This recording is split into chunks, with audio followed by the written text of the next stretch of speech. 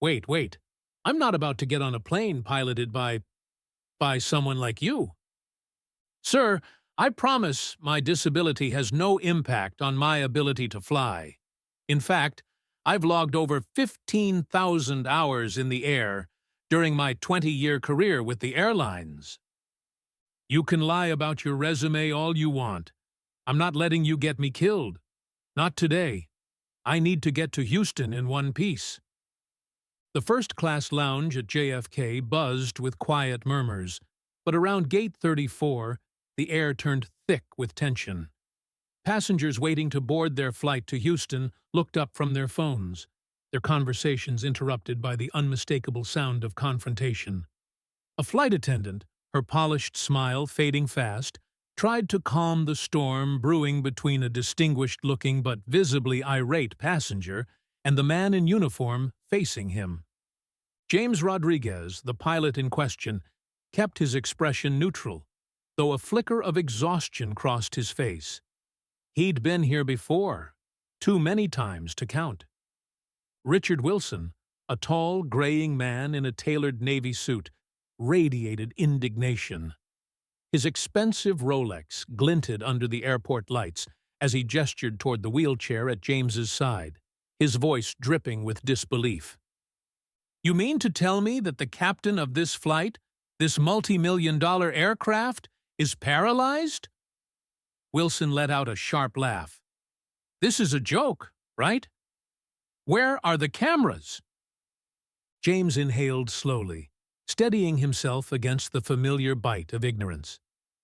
Mr. Wilson, I understand your concerns, but I assure you, my qualifications speak for themselves. My hands, my mind, everything needed to operate this aircraft are as capable as they were before my accident. The aviation board wouldn't have me flying if I weren't up to standard. Wilson scoffed. That's comforting. Maybe next time I should just let a blind man drive me to the airport, too? Get ready for a powerful story of arrogance, redemption, and the fight to prove one's worth. A murmur rippled through the crowd. A few passengers exchanged awkward glances. Some shook their heads in disapproval. Others, silent but complicit, simply looked away. The flight attendant's voice wavered as she tried to de-escalate. Mr. Wilson, if you feel uncomfortable, we can discuss rebooking you on another flight. Rebooking? You think I have time for that? I have a meeting in Houston that's worth more than this entire airline. I just want a pilot who can actually fly? James finished for him. Wilson pressed his lips together, his jaw tightening. Let me tell you something, James continued, his voice level but firm. I wasn't born in this chair. I served my country as an Air Force pilot before an accident put me here. I had two choices. Let my life be defined by what I lost, or prove that I was still the same man, the same pilot, that I always was. I took the second option, and every flight I take, every passenger I bring home safely, is proof of that. James leaned slightly forward, meeting Wilson's gaze without a flicker of doubt. But you? You're judging me based on what you see, not what I can do. And that says a lot more about you than it does about me. For a moment, silence hung between them, thick as the August humidity outside the terminal windows. Wilson opened his mouth, closed it, then scoffed, turning to the flight attendant. I want a different pilot, or I want off this damn plane. James exhaled through his nose, fighting the sting of frustration. He'd had his fair share of skeptics, but Wilson's brand of arrogance was something else. Before the flight attendant could respond, a voice cut through the tension. I trust the captain, said a woman near the boarding line, her arms crossed over her blouse. He's got 15,000 hours in the air. How many do you have, sir? A few chuckles scattered through the crowd. Another passenger chimed in. Yeah, If the FAA trusts him, that's good enough for me. Wilson's face darkened as the tide turned against him. He glanced at the sea of expectant faces watching him, judging him. He straightened his suit jacket, his pride unwilling to surrender so easily. James watched, waiting. He'd learned long ago that some battles weren't worth fighting with words. Wilson exhaled sharply through his nose. Fine. Let's just get this over with. But if I die, I'm suing everyone in this airport. With that, he stormed past James and boarded the plane. James allowed himself the smallest of smirks before wheeling himself toward the jet bridge. This was going to be an interesting flight. As James wheeled himself down the jet bridge, he let the confrontation roll off him like water off a duck's back. He had spent years dealing with people like Richard Wilson, men who saw his wheelchair before they saw his skills. It used to sting more when he first returned to flying after the accident. Now, it was just another day at work. The flight attendants greeted him with the usual professionalism, but there was an extra layer of respect in their voices as they checked in. "You okay, Captain?" asked Maria, one of the senior flight attendants. She had been flying with James for years and had seen more than her fair share of ignorant passengers. James gave her a small smile. "Nothing I haven't dealt with before." She sighed. Passengers like him never think before they speak. James shrugged. They don't have to.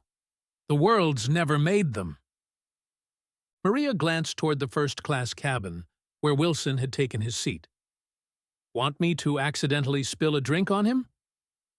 James chuckled. "Tempting, but let's keep it professional." As he entered the cockpit, his co-pilot, Adam Foster, looked up from his pre-flight checks. Adam was young, barely in his early 30s, but sharp as a blade when it came to flying. He had never once treated James differently, and that was something James appreciated more than words could say. "Everything good?" Adam asked. "Just the usual nonsense," James said as he began his routine. "We've got a first-class passenger who thinks I'm a hazard." Adam smirked. "Let me guess. Businessman entitled thinks he knows more about flying than actual pilots?" "Bingo. Want me to go out there and tell him I'm the one who really flies the plane, and you're just here for decoration?" James snorted. "Let's save that as a last resort." How do you react when faced with someone you underestimate? With that, they went through the rest of their pre-flight checks. James lost himself in the comforting rhythm of routine, double-checking instruments, reviewing weather conditions, and communicating with air traffic control. Once they received clearance, he guided the aircraft down the runway with a precision that came from years of experience. As the plane lifted off, he imagined Wilson sitting tensely in his seat, gripping the armrests as if that would keep him safe. James had flown through storms, emergency landings, and situations far worse than one ignorant passenger. The sky had always been his home, and no one's opinion would change that. Once they reached cruising altitude, the seatbelt sign dinged off, and passengers settled in. In first class, Richard Wilson exhaled and finally unclenched his hands from the armrests. He looked around, expecting to see signs of incompetence, some mistake that would justify his earlier panic. But everything was fine. The plane was flying smoothly, just like every other flight he had taken. Maria passed by with the drink cart, pausing at his seat. "Can I get you something to drink, sir?" Wilson hesitated, then cleared his throat. "Whiskey. Neat." She poured the drink and handed it to him, her expression unreadable. Wilson took a sip, glancing toward the cockpit door. He wanted to feel justified in his outrage. wanted to cling to his certainty that he had been right to doubt James Rodriguez. But the truth was settling in, slow and uncomfortable. The flight was proceeding perfectly. The pilot he had humiliated was doing his job flawlessly. And Wilson was going to have to sit with that for the next 3 hours. Richard Wilson stared into his glass of whiskey, the amber liquid swirling under the dim cabin lights. He had spent the past 20 minutes trying to find something, anything, to justify his reaction back at the gate.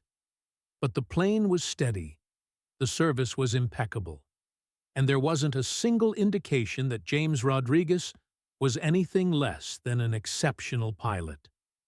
And that infuriated him. He wasn't a man who was wrong, ever. His instincts, his gut, they were what made him a billionaire. He could smell incompetence from a mile away. Yet here he was, thousands of feet in the air, forced to acknowledge that maybe, just maybe, his assumptions had been misplaced. His thoughts were interrupted by the soft voice of the woman seated beside him. "You're awfully quiet now," she said, not looking up from her book. Wilson turned to see a woman in her mid-50s, dressed in a sharp gray blazer, her reading glasses perched at the end of her nose. He hadn't even noticed her before.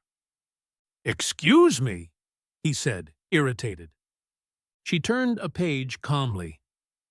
"Back at the gate, you were quite vocal. Now?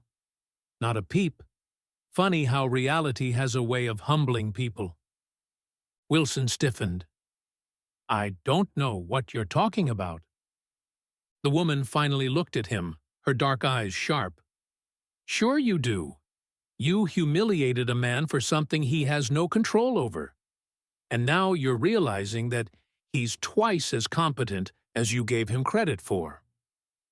Wilson scoffed. "I was just being cautious.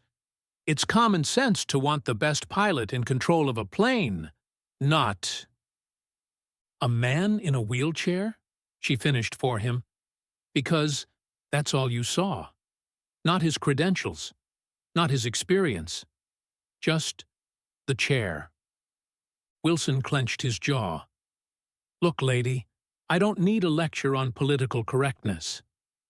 She let out a short laugh. "This isn't about political correctness. It's about arrogance. You think your success gives you the right to judge others. But let me tell you something. James Rodriguez has probably worked harder in the past 10 years than you have in your entire life. And you're sitting here, drinking overpriced whiskey, acting like you deserve an apology for being proven wrong." Wilson bristled. "And who exactly do you think you are?" She smirked. "Dr. Evelyn Carter, neurosurgeon. I've spent the past 30 years performing surgeries that people like you said were impossible. I know a thing or two about people underestimating others." Wilson blinked. He knew that name. Dr. Carter was one of the top neurosurgeons in the country, renowned for her work in spinal cord injuries. The irony stung. Before he could respond, the intercom crackled to life. "This is Captain Rodriguez speaking. We're expecting a bit of turbulence ahead, but nothing to worry about. Please keep your seatbelts fastened, and we'll have you in Houston on schedule. Thank you for flying with us." Wilson swallowed hard. There was no hesitation in the captain's voice, no uncertainty, just calm authority, the kind that only came with experience and confidence. The turbulence hit a few minutes later, a light but persistent rocking. Some passengers stiffened, gripping their armrests, but Wilson forced himself to stay relaxed. He wasn't a nervous flyer, but for the first time in his life, he realized that the only thing keeping him safe at 30,000 feet wasn't his money, his power, or his influence. It was the skill of a man he had dismissed as unworthy, and that made him deeply, deeply uncomfortable. The turbulence grew stronger, sending an uneasy ripple through the cabin. Overhead compartments rattled, and a few gasps sounded from nervous passengers. The seatbelt sign dinged on, and flight attendants moved quickly to secure loose items. Richard Wilson gripped the armrests tighter, his knuckles turning white. He wasn't afraid of flying. Of course not. But something about this particular moment unsettled him in a way he couldn't quite place. Another jolt rocked the plane, sharper this time. Someone in coach yelped. Wilson's heartbeat quickened, though he kept his expression stoic.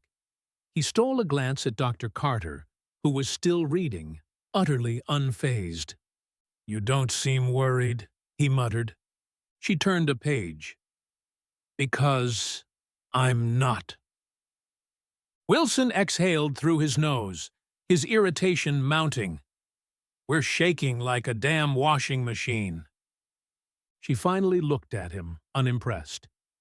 "It's turbulence. Happens all the time. You'd know that if you actually trusted the pilot instead of throwing a tantrum back at the gate."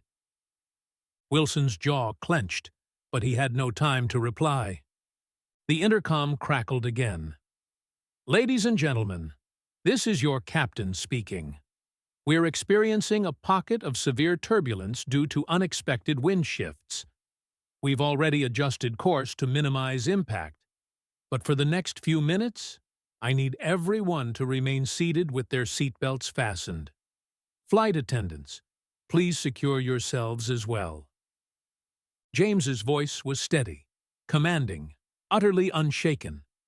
Even through the speaker, there wasn't a trace of hesitation. Wilson's fingers curled against the armrest.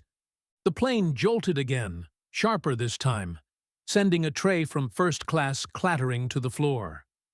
A baby in the back started crying. Murmurs of concern rippled through the cabin. "Jesus," Wilson muttered. Dr. Carter simply crossed her legs. "Captain Rodriguez has it under control." The turbulence intensified. Wilson's breath grew shallow despite himself. He prided himself on control, on certainty. But here, right now, he had none. He was entirely at the mercy of the man he had humiliated. The irony was suffocating. Minutes passed, stretching into what felt like an eternity. Then, just as suddenly as it began, the turbulence faded. The plane steadied. The overhead compartments stopped rattling. A collective exhale rippled through the cabin. A moment later, James's voice returned over the intercom. "We're now past the worst of the turbulence. Smooth skies ahead to Houston. Thank you for your patience." A smattering of relieved chuckles filled the cabin. The tension slowly dissolved. Flight attendants resumed service. Wilson released the breath he hadn't realized he was holding. He stared at his hands. They were trembling. Without a word, Dr. Carter reached over and refilled his whiskey glass. "You were scared," she observed. Wilson scoffed, but it lacked conviction. "Please, I don't scare easy." Dr. Carter smirked knowingly. "You weren't scared of the turbulence. You were scared of being wrong."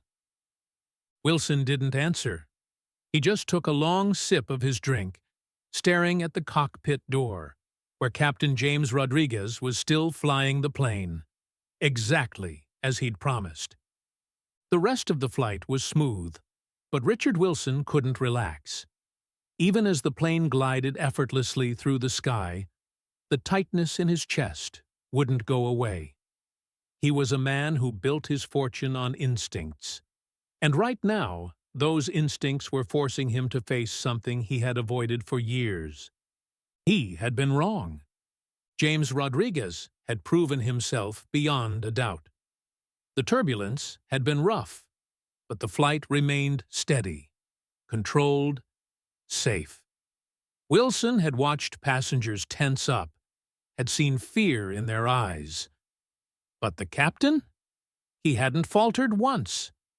And yet, back at the gate, Wilson had dismissed him without hesitation, had humiliated him, He hated being wrong, hated it with a passion. But what he hated more was the quiet voice in his head asking him a question he wasn't ready to answer. How many other times have you judged someone like this? A tap on his shoulder pulled him from his thoughts. A flight attendant, young and polite but slightly wary, stood beside him. "Mr. Wilson, Captain Rodriguez would like to speak with you after we land." Wilson frowned. "What for?" The attendant hesitated. "He didn't say. Just asked me to let you know." Wilson exhaled, rubbing his temple. He could refuse, of course, but something told him that wouldn't go over well. Not with the other passengers, not with Dr. Carter, not even with himself. "Fine," he muttered. "Whatever." The final hour of the flight dragged on. Wilson barely touched his drink. His mind raced, trying to prepare himself for whatever was coming. By the time they landed in Houston, the cabin was filled with the usual post-flight shuffle. Seat belts clicking open, passengers stretching, overhead bins popping. Wilson remained seated as people disembarked, his stomach tightening. Finally, the first-class cabin emptied. A flight attendant gestured for him to follow. With a sigh, Wilson stood and made his way toward the cockpit. James Rodriguez was waiting just outside, still in his uniform, his expression calm but unreadable. The chair was there, as always, but Wilson forced himself to ignore it this time. For the first time since their encounter, he truly looked at the man. James was composed, radiating the same quiet authority that had been present over the intercom during the turbulence. His dark eyes held Wilson's without a flicker of doubt. "Mr. Wilson," James said evenly. Wilson shoved his hands into his pockets. "You wanted to talk?" James nodded. "I did." He studied Wilson for a moment before speaking. "I've dealt with a lot of passengers like you in my career. People who assume my disability means I'm incapable. But here's the thing, Mr. Wilson. I don't care what you think of me personally." Wilson blinked, caught off guard. "You don't?" "No," James said simply, "because your opinion doesn't change the fact that I got this plane safely to Houston. It doesn't change the fact that I was trusted with hundreds of lives today, including yours. And it definitely doesn't change the fact that I've worked harder than most people ever will to prove that I belong in that cockpit." Wilson shifted uncomfortably, but James wasn't finished. "You don't have to like me. You don't even have to respect me. But what you will do is think twice before you humiliate someone like me again. Because next time, you might not have an entire plane of people reminding you just how wrong you were." The words hit harder than Wilson expected. James gave him a final nod before wheeling himself back into the cockpit. The conversation was over. Wilson stood there, uncertain, unsettled. The man he had insulted had just given him more grace than he probably deserved. As he turned to leave, he caught sight of Dr. Carter in the terminal, watching him with an arched brow. "Well?" she asked. Wilson hesitated. Then, with a sigh, he muttered, "I was wrong." Dr. Carter smirked. "Glad to hear it. Now do something about it." Wilson didn't respond. He just adjusted his suit jacket and walked into the terminal, the weight of his own arrogance heavier than ever. For the first time in years, Richard Wilson had something to think about that wasn't business, and for the first time in his life, he knew he had a lot to learn.